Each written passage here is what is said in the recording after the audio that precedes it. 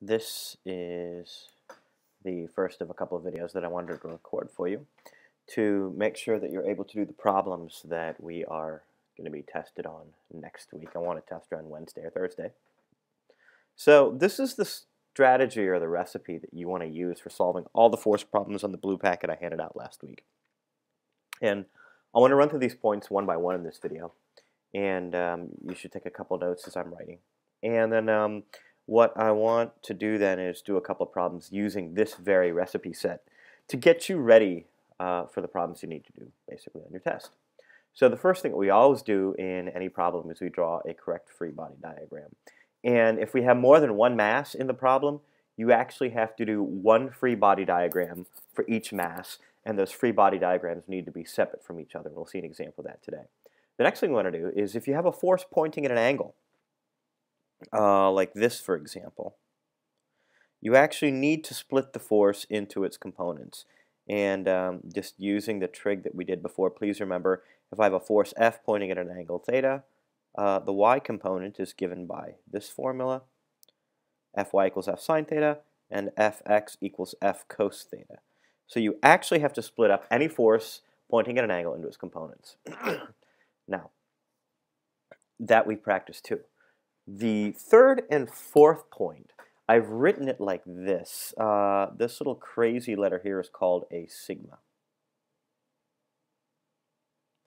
And some of you have heard that called summation.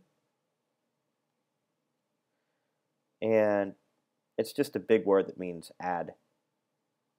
So what we're basically saying is in the x direction, when you have a free body diagram, you add up all the forces, and what I mean by add is if they're going to the right or if they're going forwards rather, you make them positive, and if they're going backwards you make them negative. The effect though is they bounce out and equals 0 because the object isn't moving. And you do the same for the y direction, and you go ahead and you solve for any unknowns. Now I wanted to clarify something, and then in the next video we'll go ahead and do some problems.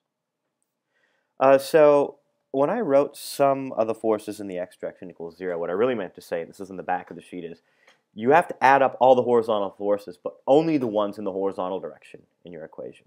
And since we're dealing with forces that balance, and again remember balance means constant velocity, which means straight line and constant speed, or not moving. Those are the two cases where forces balance.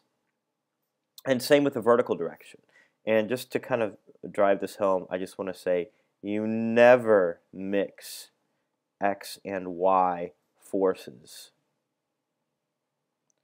in these equations.